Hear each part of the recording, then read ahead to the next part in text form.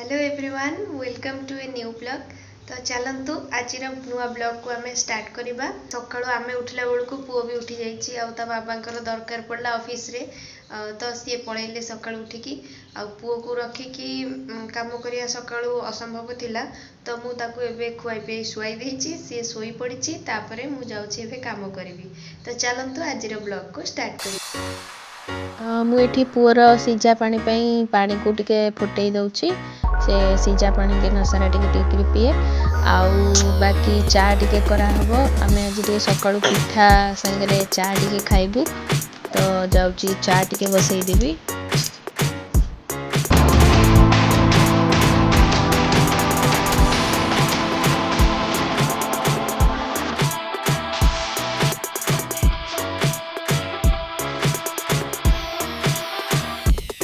ये कालठू पिटो बाटिकी रखी थी लुण पकईकि पिठा करदेवी कहीं से ऑफिस को आसिले आम आग मंदिर जीवु। मंदिर को आसला खाइबू पिठा चा करके रखीदे भल हम कहीं से पुणी ऑफिस जीवे।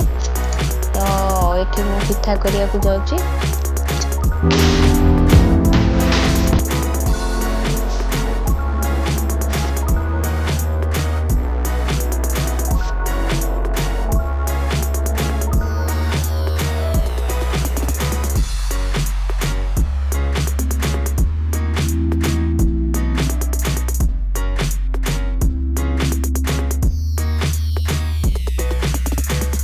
एपटे पिठा बसई एपटे पुअर किसी कपड़ा मेसीन में पकईदेवी सुखईदेवी नहीं बाहर।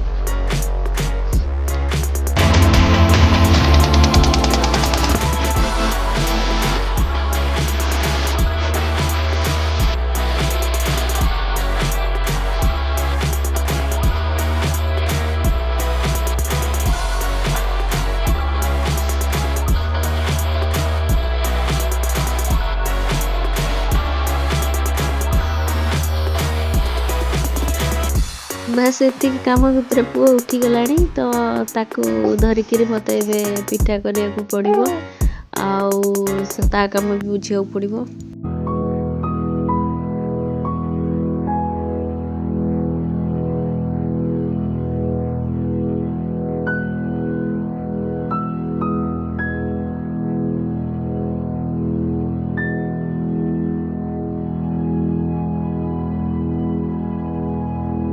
देखु मो स्वामी जदि बजार को जीवे ताले बजारटा पूरा उठे आनबे।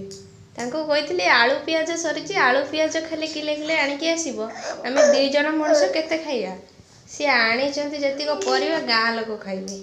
एइति पई मु कोहेनी आको कोठी के जीवाको आखि की तो देखा जीवनी अल्प जिंस 2 जण खाइबु, सी आनी चंती केते परिवा।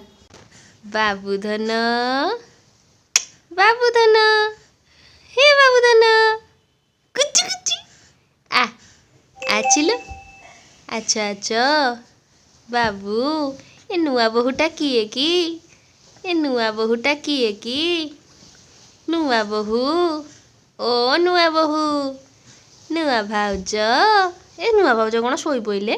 हाय देख देख एपर देख आमे माँ पुओ 2 जण रेडी जाइचु टिके मंदिर जीवा पई। चलतु आज जीवा अमरेश्वर मंदिर। बाबा अमरेश्वर को दर्शन करके आशीर्वाद नहीं कि आसीबा। हाँ हची हची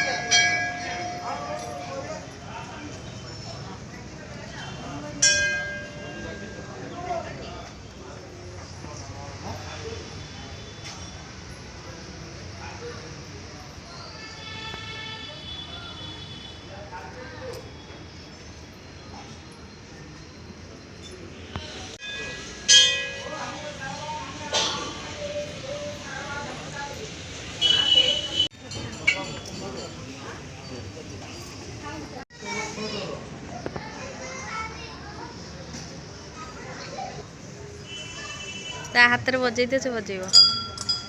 ବାବୁନୁ ବଜେଇଲୁ, ବଜା। ସେଠି ସେ ଘଣ୍ଟି ପାଖରେ ଚାହୁଁଥିଲା, ସେ ବଜେଇବ ବା। ଇଏ ହେଉଛନ୍ତି ମା ବିମଳା। ଜୟ ମା ବିମଳା। ପ୍ରଭୁ ଜଗନ୍ନାଥ ସ୍ୱାମୀ ନୟନ ପଥଗାମୀ ଭବ।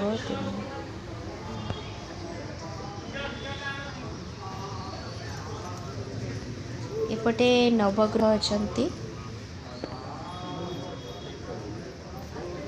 ଆଜି ଭଲରେ ଭଲରେ ବାବାଙ୍କ ଦର୍ଶନ ହେଇଗଲା। ଏବେ ଆମେ ଘରକୁ ଫେରିଯିବୁ। ଆଉ ସିଏ ବି ଅଫିସ୍ ଯିବେ, ଡେରି ହେଉଛି ତାଙ୍କର। ଚକୁଳି ପିଠାକୁ ଚା ରେଡ଼ି ହେଇଯାଇଛି, ଯାଉଛୁ ତାଙ୍କର ମୋର ଖାଇଦେବୁ। ତାପରେ ସେ ପୁଣି ଅଫିସ୍ ଯିବେ, ମୋତେ ପୁଣି ରୋଷେଇ କରିବାକୁ ଅଛି, ପୁଅକୁ ଟିକେ ଶୋୟାରେ ଅଛି। ତ ଚାଲନ୍ତୁ ଖାଇବା। ତାଙ୍କର ମୋର ଖାଇଦେଲୁ, ସିଏ ଅଫିସ୍ ଗଲେ, ଆଉ ମୁଁ ପୁଅକୁ ଶୁଆଇ ଦେଇକିରି ଆସିଗଲି। ପରିବା ସିଏ ଆଣିଥିଲେ ତାକୁ ସବୁ ରଖିବା ପାଇଁ। ଏବେ ଏ ଡାଲାରେ ସବୁ ଟ୍ରେ ଭିତରେ ସବୁ ରଖୁଛି ଆଳୁକୁ। ଆଉ ଆଳୁ ପିଆଜ ଆଥରେ ରହିବ, ଏଇଟା ରୋଷେଇ ଘରକୁ ରଖିଦେବି। ବାକି ପରିବା ତକ ସବୁ ପୁଣି ଜରିରେ ପ୍ୟାକ୍ କରିକି ତାକୁ ଫ୍ରିଜ୍ରେ ରଖିଦେବି। ପୁଅ ଶୋଇବା ଭିତରେ ଯେତେ କାମ ସ୍ପିଡ଼ରେ ହେଇପାରିବ କରିବା କଥା ଆଉ। ସେପଟେ ପରିବା ରଖୁଛି, ଏପଟରେ ଭଜା ବି ବସେଇଛି, ତାକୁ ମଝିରେ ମଝିରେ ଆସି ଗୋଳେଇ ଦେଉଛି। ଆଉ ଦିଆଡ଼ୁଆ କାମ ନ କଲେ ହେବନି, କାହିଁକିନା ପୁଅ ଉଠିଗଲା ପରେ ପୁରା କାମ ଠପ୍, ତା କଥା ବୁଝିବାକୁ ପଡ଼ିବ। ସେଥିପାଇଁ ମୋତେ ଦିଆଡ଼ୁଆ କାମ କରିବାକୁ ପଡ଼ୁଛି ଆଉ।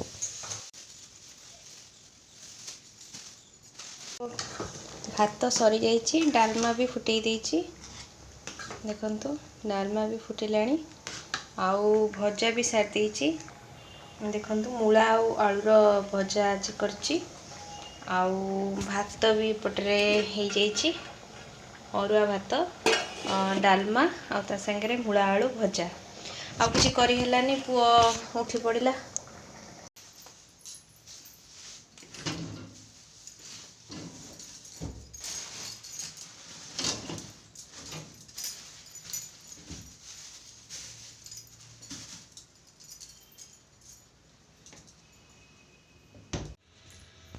ଏଠି ଆମର ଗୋଟେ ମନ୍ଦାର ଗଛ ହେଇଛି। ସେ କଢ଼ ଯେଉଁ ହେଉଛି, କଢ଼ ଭଳିଆ ଫୁଲ ହୁଏ, ମନ୍ଦାର ଫୁଲ। ଆଉ କ'ଣ ତା ନାଁ ମୁଁ ତ ଜାଣିନି, କିନ୍ତୁ ଆମେ ଠାକୁରଙ୍କ ପାଖରେ ଜମା ବି ଦେଇପାରୁନା, କାହିଁକିନା ଲୋକମାନେ ତାକୁ ସବୁବେଳେ ଭୋରୁ ଉଠି ନେଇଯାଆନ୍ତି। ଆଉ ଏଠି ଗୋଟେ ଛୋଟ ଜାଗା ଆମେ ଆକ୍ୱାର କରିକି ଏମିତି ଲଙ୍କା ଗଛ, ଭଣ୍ଡା ଗଛ, ଆଉ ଏଇଟା ହେଉଛି ତରାଟ ଗଛ, ଆଉ ଏଇଟା ସଜନା ଗଛ, ଏମିତି ସବୁ କିଛି କିଛି ଲଗେଇ ଦେଇଛୁ। ଆଉ ଏପଟେ ଗୋଟେ ମନ୍ଦାର ଗଛ ବି ଲଗେଇଛୁ, ସେଇଟା ଛୋଟଟେ ହେଇଛି। ଆଉ ଏଠି ଆମେ ପରିବା ଚୋପା ସବୁ ଆଣିକି ପ୍ରାୟ ଗଛ ମୂଳରେ ଦେଉ। ପରିବା ଚୋପାରେ ବହୁତ ମାନେ ଜୈବିକ ଗୁଣ ଅଛି, ଗଛ ପାଇଁ ଭଲ।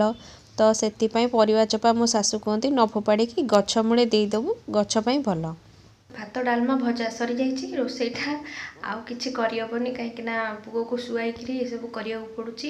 ତା ସାଙ୍ଗରେ ପୁଅର କପଡ଼ା ସବୁ ଅଛି, ମନେ ପଡ଼ିଲା, ପୁଅର କପଡ଼ା ସବୁ ଅଛି, ତାକୁ ବି ଯାଉଛି ଶୁଖେଇବି। ଆଉ ପୁଅ ଉଠିବା ପୂର୍ବରୁ ଏସବୁ କାମ ସାରିକିରି ମୋତେ ରେଡ଼ି ହେବାକୁ ପଡ଼ିବ ଯେ ପୁଅକୁ ଧରିବା ପାଇଁ। ତ ଯାଉଛି ମୁଁ କାମଟା ସାରି ଦେଇ ଆସେ, ତାପରେ କଥା ହେବା। ମୋ ବାବୁନୁ, ତ ନିଦ ଭାଙ୍ଗିଗଲା?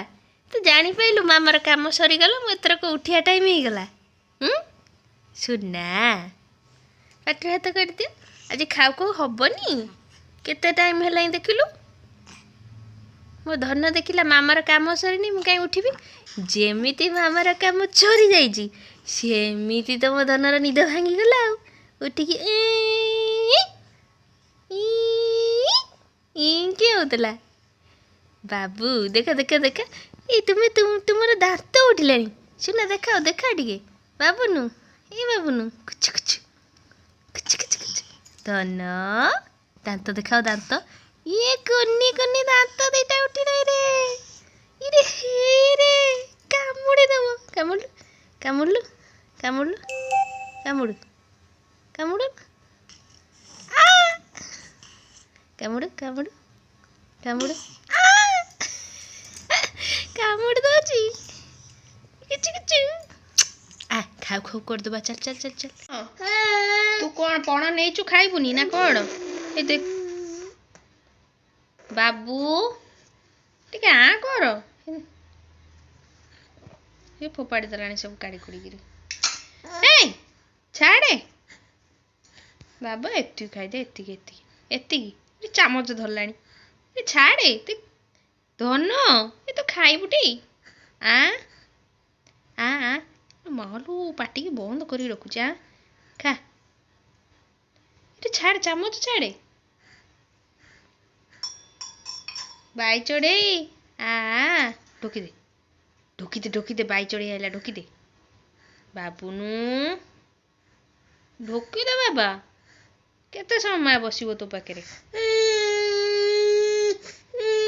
ଏଇ ଢୋକ୍ ମୋ ପୁଅ ଏବେ ଏବେ ଖାଇବା ଆରମ୍ଭ କରୁଛି ଆଉ ଏତେ ମୋତେ ବିରକ୍ତ କରିଦେଉଛି ଖାଇଲା ବେଳେ ଖାଲି ପାଟିରେ ଫୁ ଫୁ ଫୁ ଫୁ କରିକି ସବୁ ଛିନଛତର କରୁଛି ନହେଲେ ପାଟିଟାକୁ ପୁରା ବନ୍ଦ କରି ରଖୁଛି ଯେ ଜମା ଖାଉନି ଭାରି ହଇରାଣ କରୁଛି ଖାଇବାକୁ ଆପଣମାନେ କିଛି ସଜେସନ୍ ଦେଲେ କେମିତି ଏତେ ଛୋଟ ଛୁଆକୁ ଖୁଆନ୍ତି ମୋ ପାଇଁ ତ ଏଇଟା ପୁରା ଏକଦମ ନୂଆ ଫାଷ୍ଟ ଏକ୍ସପିରିଏନ୍ସ ଯେ କେମିତି ଏତେ ଛୋଟ ଛୁଆକୁ ଖୁଆଇବ କ'ଣ ବୁଝେଇ ଖୁଆଇବ ଆଉ ତାକୁ ଖୁଆଇବାକୁ ମୋତେ ଏତେ ନାକେଦମ କରିଦେଉଛି ମୋ ମୁଣ୍ଡ ଖରାପ ହେଇଯାଉଛି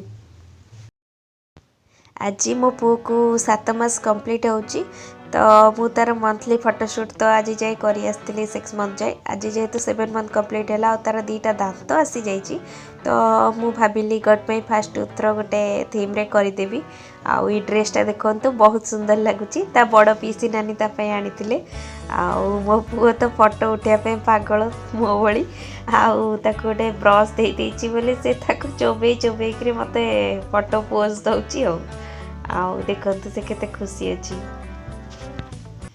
ସାଧାରଣତଃ ସମସ୍ତଙ୍କର ମର୍ଣ୍ଣିଂଟା ଷ୍ଟାର୍ଟ ହୁଏ ଫ୍ରେଶନେସ୍ରେ ଆଉ ନାଇଟ୍ଟା ଏଣ୍ଡ ହୁଏ ଏମିତି ଡଲ୍ ଫେସ୍ରେ ତ ମୋ ପୁଅ ଯେହେତୁ ଶୋଇପଡ଼ିଲାଣି ଆଉ ମୋତେ ବି ପ୍ରବଳ ନିଦ ଇଏ ବି ଅଫିସରୁ ଆସିକି ରେଷ୍ଟ ନେଲେଣି ତ ମୁଁ ବି ଟିକେ ରେଷ୍ଟ ନେଇଯାଉଛି ନେକ୍ସଟ ଭିଡ଼ିଓରେ ମୁଁ ଆପଣମାନଙ୍କ ପାଇଁ ବହୁତ ଇଣ୍ଟରେଷ୍ଟିଂ ଭିଡ଼ିଓ କିଛି ନେଇକି ଆସିବି ଆଉ ସେଥିପାଇଁ ଆପଣ ମୋ ଚ୍ୟାନେଲକୁ ସବସ୍କ୍ରାଇବ୍ କରିବା ଦରକାର ତ ଯଦି ମୋ ଭିଡ଼ିଓ ଆପଣମାନଙ୍କୁ ଭଲ ଲାଗୁଛି ତାହେଲେ ଦୟାକରି ମୋ ଚ୍ୟାନେଲକୁ ସବସ୍କ୍ରାଇବ୍ କରନ୍ତୁ ଆଉ ମୋ ଭିଡ଼ିଓକୁ ଲାଇକ୍ କଲେ ମୋତେ ବି ଖୁସି ଲାଗିବ ଯେ ଆପଣମାନେ ମୋ ଭିଡ଼ିଓକୁ ଦେଖିବାକୁ ଭଲ ପାଉଛନ୍ତି ଆଉ ଆପଣଙ୍କ ଫ୍ୟାମିଲି ସହିତ ଫ୍ରେଣ୍ଡସ୍ମାନଙ୍କ ସହିତ ମୋ ଭିଡ଼ିଓକୁ ଯଦି ସେୟାର କରନ୍ତି ସେମାନେ ବି ଯଦି ସବସ୍କ୍ରାଇବ୍ କରନ୍ତି ତ ମୋତେ ଟିକେ ଖୁସି ଲାଗିବ ଆଉ ମୁଁ ବହୁତ ଏନକରେଜ୍ ହେବି ଆଗକୁ ଭଲ ଭଲ ଭିଡ଼ିଓ ଆଣିବା ପାଇଁ ତ ରହୁଛି ନମସ୍କାର ଜୟ ଜଗନ୍ନାଥ